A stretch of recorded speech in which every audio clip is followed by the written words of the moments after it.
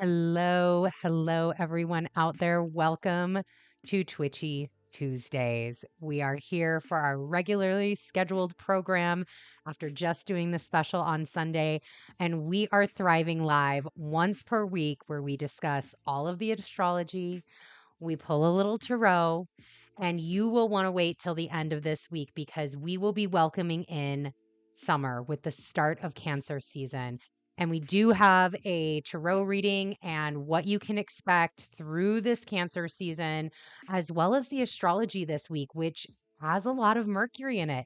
Mercury's really kind of taking center stage. So not only are we going to have the sun ingressing into Cancer, but Mercury by the end of this week will as well. So it is going to be very exciting. You'll want to stay tuned. But first and foremost, we need to clear space. We still got the incense rolling. You can kind of see a little bit of those tendrils rolling around. Let us clear space, and then we're going to get right into the astrology. Think today is going to be one of those days. The cards feel it feels like we got some energy and movement going forward. So, quarter two goals. We've got this right here, 266. I actually think it went up a couple, so that might actually be wrong. But thank you, everybody who has subscribed on YouTube as well as on Twitch. Our goal is to hit 100 subs on YouTube, 100 followers on Twitch. We are looking to grow this channel and its offerings, and that is all done through each of you hitting that subscribe button, smashing the notify me, getting your alerts, and really honestly, more than anything, sharing with your community, making sure that if the message resonates for you here, that you pass it along to somebody else that might resonate with as well. The other thing that is going on is, again, I kind of said this in the Twitchy Tuesday special that we did for Litha. I will next week be putting out all of July Twitchy Tuesdays, but if you know by now, it's 5:30 Central every Tuesday. We are here, we do it, and then we do some specials whenever a Sabbath comes around, and we move through the wheel of the year that way. So, clear space done. Like Mercury's really coming through right now. We're going to get straight into it and start talking about the astrology, start pulling some tarot. Okay. Here we go. I'm going to leave it on the chat screen for just a second. I'm going to leave it on the chat screen for a little bit before we go to the full card screen. So, starting with the astrology of this week, it is June 20th. That is date right now, what we are rolling with. And there's no direct aspects today. So we're kind of coming off last week. Mercury was really active last week as well. We had that Gemini new moon. Hopefully everybody had a beautiful new moon and a weekend to really absorb that moon and what it brought in for you. And this week, from an aspect perspective, really starts on 6/21. So tomorrow, what is going to happen is, first off, Litha. So that is going to be Cancer season. The sun will ingress into Cancer. We'll have the summer solstice, midsummer, whatever you want to call it. All of those names are very accurate depending upon where you're at, your culture, what you believe, and what you practice. But from an astrology perspective, the sun is going to ingress into Cancer. And then Mercury in Gemini will sextile Mars in Leo at 18 degrees, 40 minutes. I'm going to go through the week first and just kind of give a high level overview before we get into the cards and do the reading for kind of each of these days and what that energy is going to be. So then on 6/22, we don't have any aspects. The sun gets to sink into the ocean, get into the groove, get into the flow, get into that summertime feeling before it sextiles the North Node in Taurus, which will happen. Whoa. Woo. Devil comes out. Not only that, the Hierophant comes out. And, the Five of Swords. All right, we will talk about this when we get to this North Node. I'm going to actually keep these cards out to talk through with the North Node. But this is, where are we at? Sun in Cancer, sextiling North Node in Taurus. 1 degree, 57 minutes on 623. So these are our 623 cards. We will get there. All right, 624, nothing. We ain't got nothing going on 624. 625, however, Mercury in Gemini squares Neptune in Pisces at 27 degrees, 41 minutes. And then we round out the week, 626, next Monday, with Mars in Leo. Let me make sure I got that. Yep, next Monday, Mars in Leo squaring Uranus in Taurus, 21 degrees, 30 minutes. And Mercury goes and ingresses into Cancer. So that's going to round out our week. Now let's get to these cards. Let's get to what is happening here. Let me bring these down a little bit. Um, got new little things. Tumbleweed Botanicals came in clutch again, looking for an altar spoon. They have this beautiful, beautiful altar spoon, and got some different crystals for solstice, to celebrate and to kind of put on the altar. You see that behind me. Kind of get into that energy and vibe. All right, so these were the cards. Again, I'm actually going to put these over here until we get to that day. Oh, look. Look at how perfect that is. Boom. Look at that. All right. Okay. So let's head back up here into the 21st. So Mercury, Gemini, sextiling Mars in Leo, 18 degrees, 40 minutes, and the sun in Cancer. Let's get Mercury in Gemini, sextiling Mars in Leo. Let's talk about this. So this is really that continuation of last week. And this is why, it's astrology really builds. It's not just one specific aspect that, okay, that aspect was it and it's done. Sometimes it happens that way, but more than often, these are layers. There's layers and continuing layers on top of everything that is occurring. And it's these continual conversations and continual things that occur. Now, Mercury and Gemini, by the 26th, he's done. He was here lightning fast, right? 15 days. And he's had a lot happen in those 15 days. He's had quite a few things go on. And so this is the continuation of that journey last week where Mercury squared Saturn and then sextiled Venus. You can go back and watch that Twitchy Tuesday. It essentially rounded out to this. It's fucking serious. How are you creating your masterpiece? What are you doing in your life? And then immediately a couple days later, okay, shit ain't got to be so serious. We can get creative, we can find creative outlets, and we can find new ways to make this desirable, something that you want to do, something that you're enjoying, something that again doesn't have that Saturn level of seriousness to it. And now Mercury sextiling Mars and Leo comes in and goes, okay, I got these creative outlets. I think I know where I want to go. I've gotten Saturn. Saturn's even present here.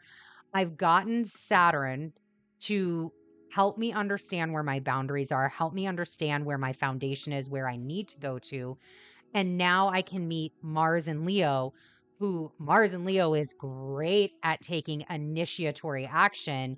And I can put Knight of Pentacles, I can put into action all of those creative outlets that I have been working on. I can put into action the things that I'm creating, the things that I want to do. This pentacle, this Knight of Pentacles, right? He's got this pentacle right here. He can take this and carry this forward. This is Mars and Leo. Mercury and Gemini is giving Mars and Leo, hey, this is what you need to do with this, right? This isn't an action card. He is on his horse. The horse is planted. It's not in movement, right? We're not exactly moving forward yet. This is the stop of the conversation. I'm getting the image of a relay race, right? So in that relay race, one individual is waiting for the other individual to finish their sprint. That's how I'm kind of feeling this Mercury, Gemini, sextiling Mars and Leo, especially at this mid-decan, right? We're halfway through, is okay, I'm Mars and Leo, I'm sitting here Knight of Pentacles, I'm sitting here waiting for Mercury and Gemini as he's zooming past me to hand me and give me what I need. And I know I've practiced for this. We're good with this. We have the capability, we have the capacity, the know-how, and we've practiced to stand here and accept what Mercury is going to give in that flash as he zooms by, and I'm going to be able to then take on the next leg of this race. Mars and Leo can take on whatever else needs to happen in that action sort of sphere. So that's the 21st. And then we have the sun going into Cancer. So again, I did a whole special Twitchy Tuesday. That is this past Sunday.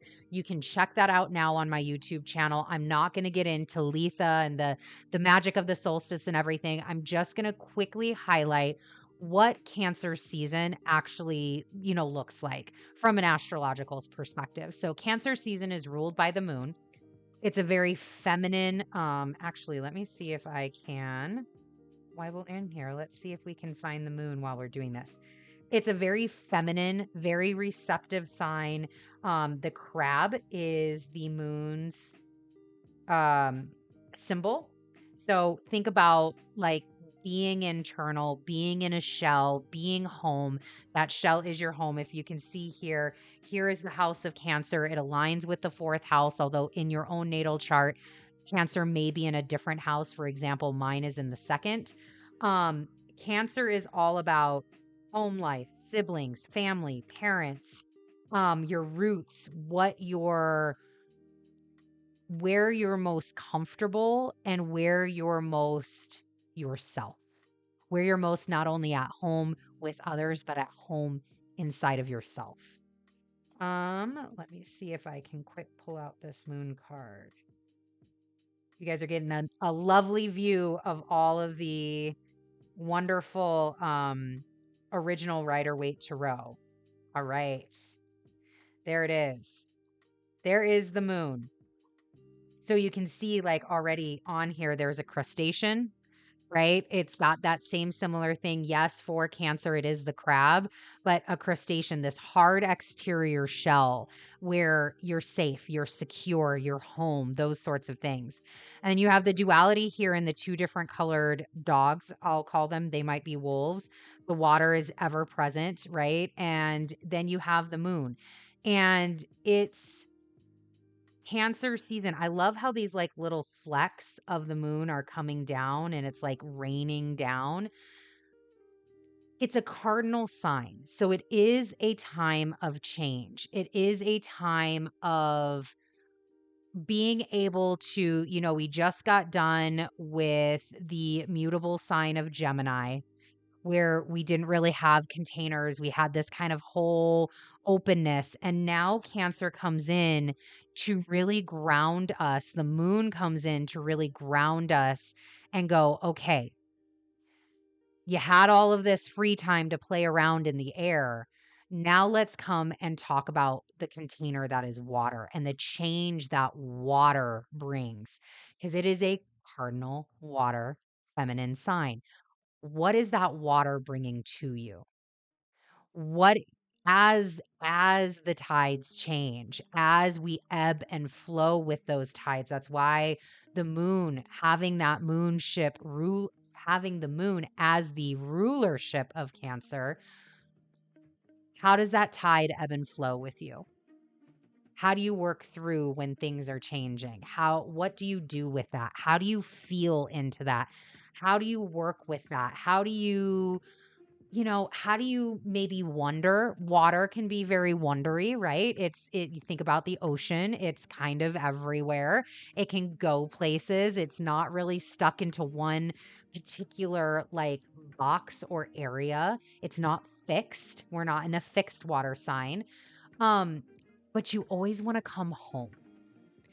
You think about the animals that live in the ocean. Think about their nature, like right? Think about the whales, the orcas, the sharks, and this concept of like breeding grounds where these animals within that ocean, within this ebb and flow of seasons and of change, they tend to always have mating grounds and have birthing grounds, and they go on this consistent ebb and flow of journey, continuous journey, continuous area of change, continuous, okay, well, now this was placed in my past. So how do I continue on to my end goal and go around that, or navigate around that or whatnot? And how do I get back home? How do I get back to where I was birthed? My ancestors were birthed. My roots are from.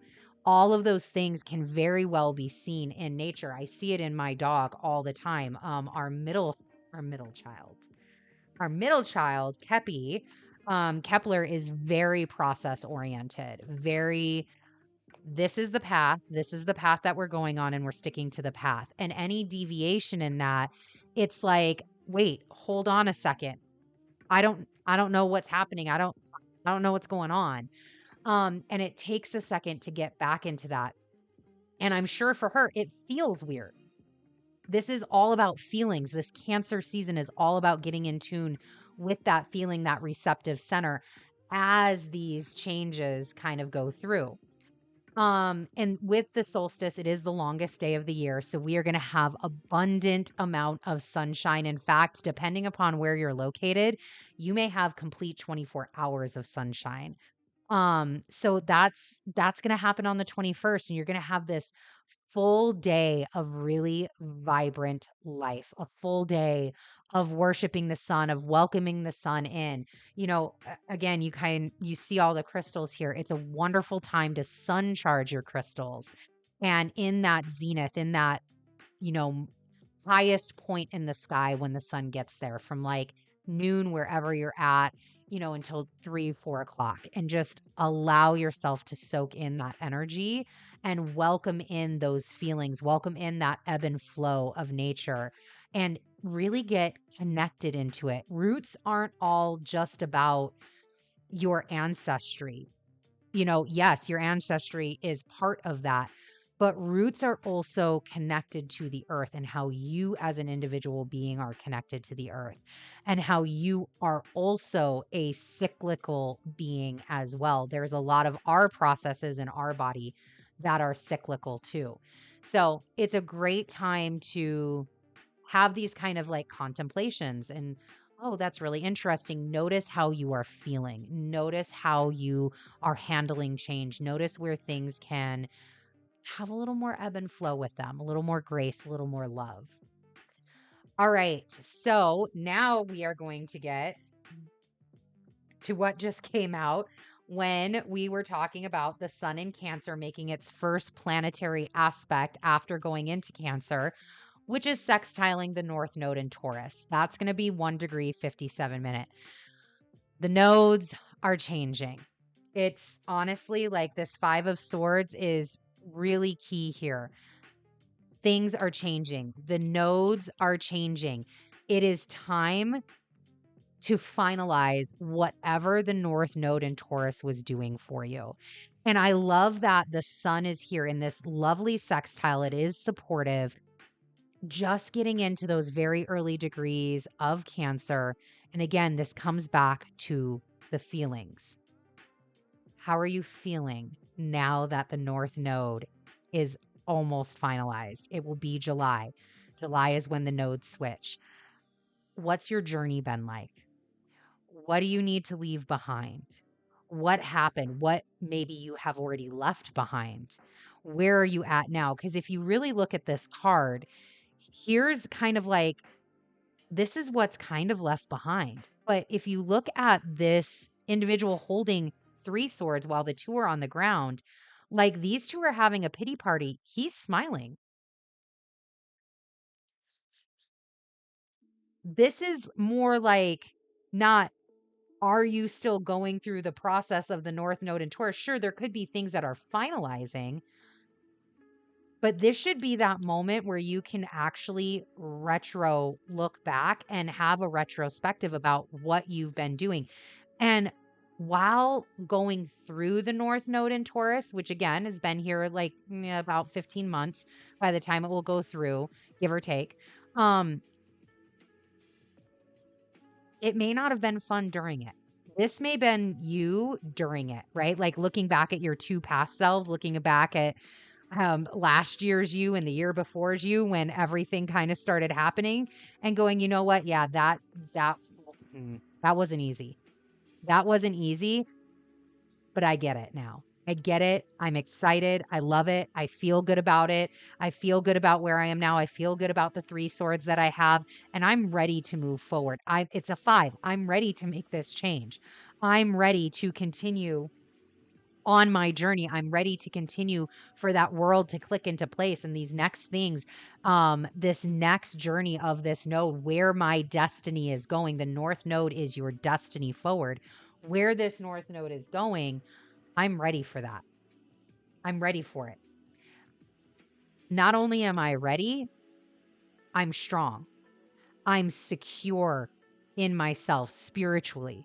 I'm secure with, hey, as the devil shows up, as these little fun machinations come in, as new things get brought, because sure, look, this is Saturn. We all know devil, Saturn, whatever you want to call it, whatever archetype you're aligning with this, there can be a lot of, how do I want to put this? There can be a lot of struggle working with this archetype. There can be a lot of, this isn't my favorite archetype to work with. I get it. I hear that. I understand that. It's still an archetype you need to work with. So is it the archetype that is making it hard for you to work with, or is it you making it hard for you to work with the archetype? The devil brings in really amazing things. Saturn brings in your rewards. That is not Jupiter's realm. A lot of people want to put it on Jupiter. Jupiter does not bring in your reward, does not bring you actually like reward. It brings everything bigger. There is an abundance to Jupiter. But whatever is going on in your life, no matter where you're at in your life, that's what Jupiter is making bigger. It's not a specific thing where Saturn's got that number where, hey, you worked on this. Here is your reward for completing this. X, it's like A plus B equals, C. It's the whole formula. It's the whole formula with Saturn. And that reward doesn't get to you, right? These, like, here you have these wonderful, it looks like grapes. Here you've got, there's richness within this, but it's through doing the work. And it's also through understanding, interpreting, discerning with the Hierophant, discerning what swords are right for you and what swords aren't. Because the devil is going to bring in everything. Jupiter's at play here. Jupiter's in Taurus. Everything is open. Everything is getting expanded. Everything is here to just feel and grow and let's get in and get it done, right? Jupiter is happy in this earth sign, allowing things to flourish at their highest capacity.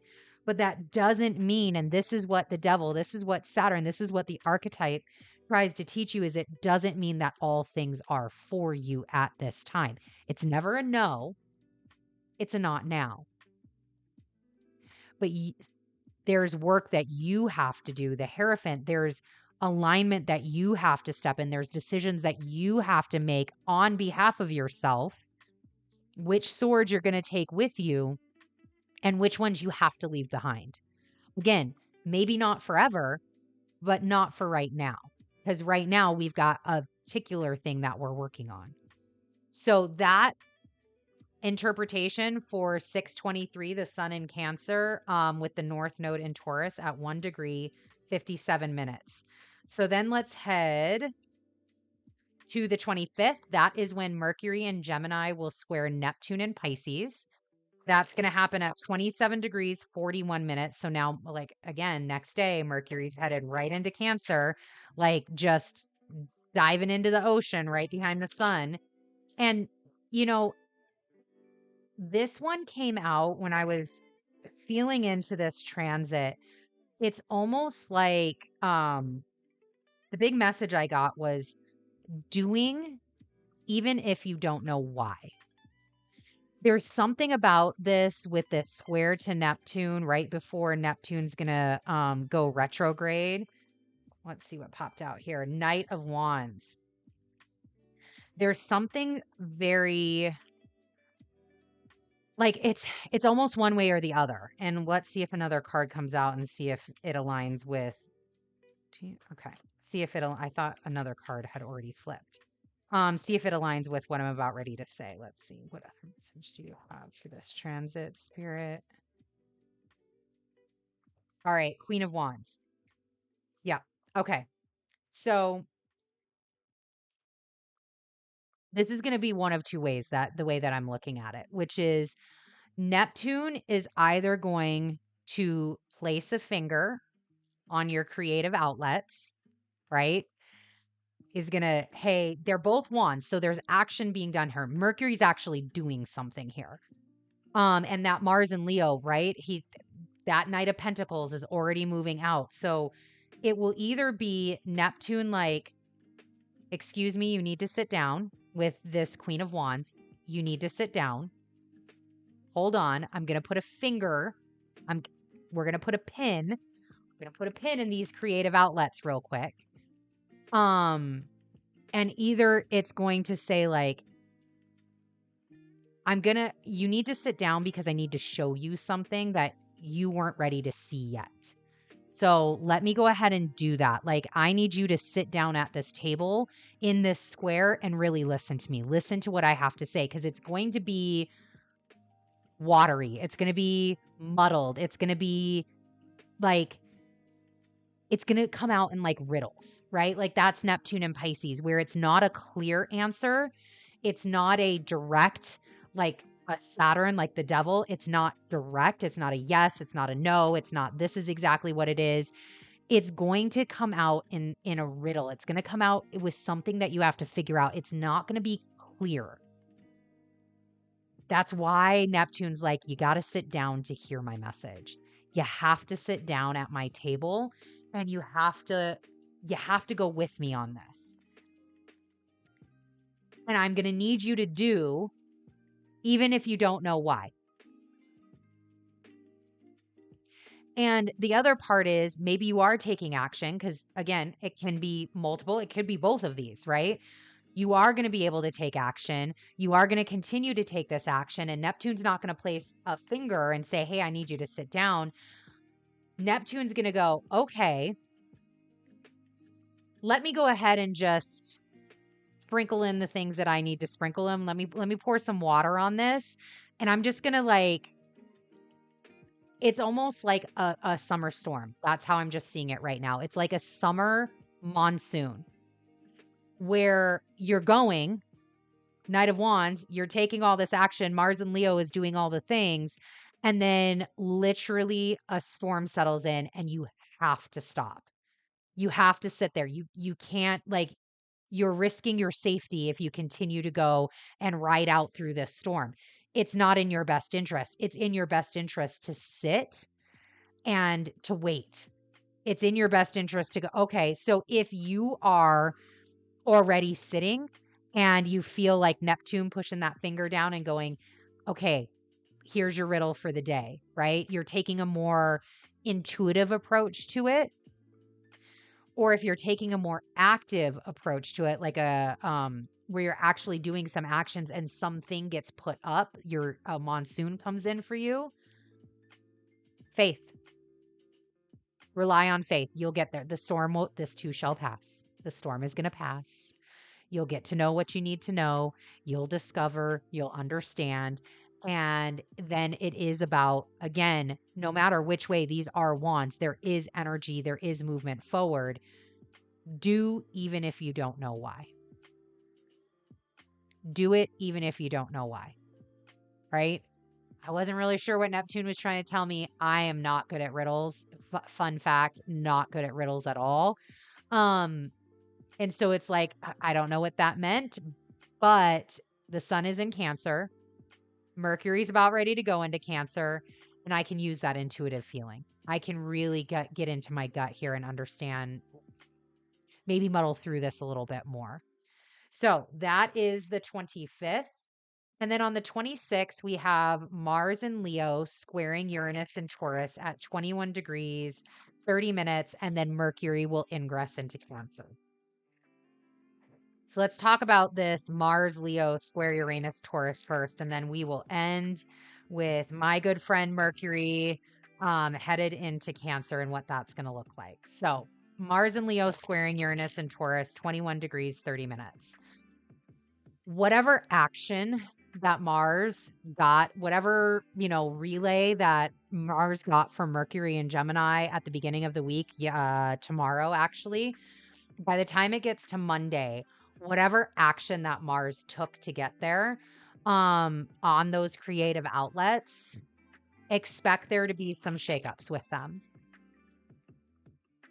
Expect there to be some changes because Uranus's MO is to get you out of stuck patterning, is to shock and awe and change and rattle, shake, do all of those sorts of words to get you to land on the path of your destiny, right? To get you closer to your destiny path.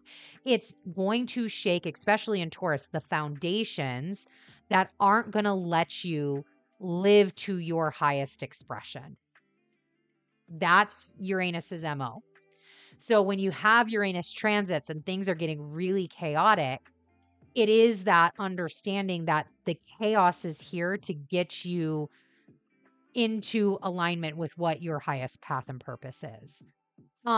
So when there is a square, especially in like this is a spark, like there's something sparky here. There's something very I'm getting like hot tempered. Like you may not like whatever Uranus has to shake up for you. And that's okay. Uranus isn't asking you to like it. Uranus is asking you to pay attention to it. And then, yeah, tower moment. I mean, really, tower. Yes, this is exactly what's going to happen. Here's your Mars and Leo. Here's Uranus. And what the F? Like, hopefully these two have parachutes or hang gliding equipment or whatever. So it's like flint. Like that's this square with Uranus and Taurus. Like something is going to get ignited here. And it can be a really, again, it doesn't always have shakeups and changes and things that change like that. Like a tower doesn't always have to be the worst thing in the world, right? Tower moments can happen and they can be absolutely liberating. And they can be absolutely what you needed. They could be absolutely what you've been asking for. And so this in here is like, all right, you took this action and now Uranus is like, no, no, no, no, no. Like where your foundations might get shook up. Okay, this wasn't ready yet. Or, hey, I went out and I took my sword, the 5 of swords. Remember, I went out and I took my sword. This is the sword that I took. And all of a sudden it shatters. I tried to use it for something and it shattered on me. That wasn't the sword that you needed then. That just wasn't the sword that you needed. So as Mars is squaring Uranus and Taurus and Mercury's bomb diving into Cancer, just allow that. Again, this is a moment. It's in alignment. It's for you. Allow that shakeup to occur. And if this is something that you've been asking for, know that it is showing up in the way that it needs to for your highest purpose, not in the way that you asked it to come through. Right? So that's the other kind of piece of this. It could turn out exactly as you expected, or it could turn out differently than you expected, but even better than you hoped for. That's also a possibility. All right, when we get to Mercury in Cancer. So Mercury in Cancer is a very emotionally charged mind. It's not just that Mercury in Cancer, the magician, It's not just that Mercury in Cancer is emotional in the mind, but there's also this high level of empathy where you can take on the emotions of others. Continue to sit in your own mind emotions, but then take on like the problems of the world, take on the emotions of the world, take on the emotions of everyone around you. It's such a open and receptive mindset, even though it's interesting, right? Because you've got this crab, that signifier of Cancer, but when Mercury gets in there, especially how quickly, like he is zippy right now, there's a point like I'm seeing Flash in my head right now, the DC character Flash. Yeah, now I had to think about that. I see him in my head right now where he runs so fast, which is I feel like what Mercury and Gemini is doing right now, that he can actually run on water. Like that's how fast he goes. There's nothing here saying that after Mercury's 15-day literal sprint through Gemini, that he's not going fast enough to shoot into Cancer and just start running on water. That's that open and receptive. He's trying to bring in this mutability into a cardinal sign. It's like, wait, I I can do this. I can do all these things. And then what's going to happen is as he's like shooting and running through this, creating this alchemy with the magician here, creating the things that he wants. Oh, I can, yeah, this works for me. There's a point to where it's like either he'll, oh my God, I'm running on water, and then boom, sinks in, right? Or there's just going to be a point to where I'm petered out, and now I'm so open and receptive because I didn't take time to enter into Cancer the way that I needed to enter into Cancer, and you just drop. You get sucked in. Mercury goes down, gets into the water. And so it is watching that. It is, observing that within yourself, observing the spaces where maybe there's a little bit too much magician archetype going on right now.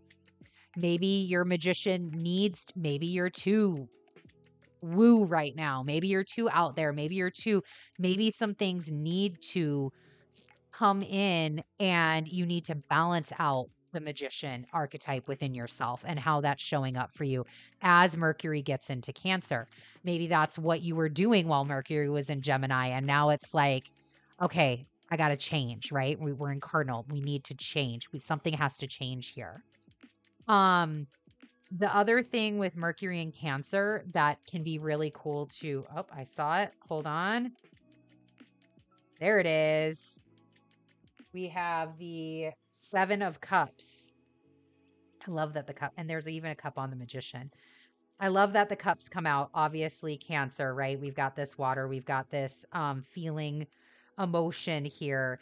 And it's like, this is all of Mercury's options, right? I feel like this is that continuation of what I was saying, where Mercury's gone so fast through Gemini that he's accumulated all these things. And he's just like, I can take these all into Cancer with me. Oof. And it's, hold on a second, wait, you have choices here. This is abundance, right? 7 abundance. Yes, you do have all of these abundance and all of these things that you can do, but which one do you need to do right now? Which are we working on 7 balls all at once, or do you want to work on maybe 1 or 2, leave the others up in the air? And that's all what, again, being 2 in that magician archetype, you have so many options that you never choose an option. Where coming back to the warrior, coming back down and coming back into the strategy. All right, which ones are right for me? This is that Mars and Leo. Tap into that Mars and Leo, which the day that Mercury goes into Cancer, he is squaring Uranus and Taurus. So the warrior is out. Tap into that warrior to temper some of this magician to go, all right, this is the cup that you need. Out of your options, this is the cup that you need, Mercury, as you head into Cancer and do your thing. A couple of fun things that you can do, and again, I'll leave this magician out here because it aligns perfectly with the magician, is water scrying would be great with Mercury in Cancer. Anything with the third eye, opening your third eye, doing third eye clearing, meditating on your third eye, psychic work, anything like that. Like taking up would be a really fun time, especially with the summer. Like take up palm reading, take up magic ball reading, take up like anything to do with that psychic capability within you. It's really, really great during Mercury in Cancer and with Mercury in Cancer transits. So that's it. This was a quick one, 41 minutes. Y'all, that's it. That is where we end the week.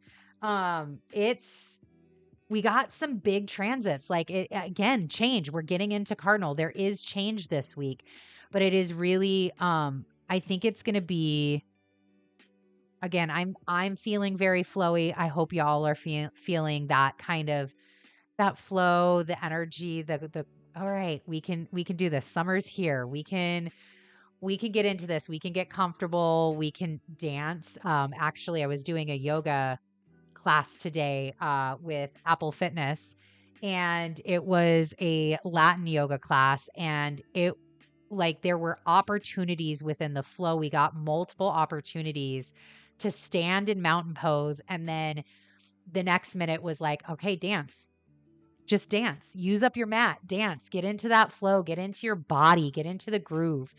And that it so encapsulates this week with all the change that's going on. Just getting into that Cancer season, getting into summer, just go with the flow. Enjoy yourself. Take time out for you to dance. Take a little dance party. Take a little dance moment for yourself. Enjoy, and I will see you next week. Same time, same place, Twitch, YouTube, 5:30 p.m. for Twitchy Tuesdays. Bye, everyone.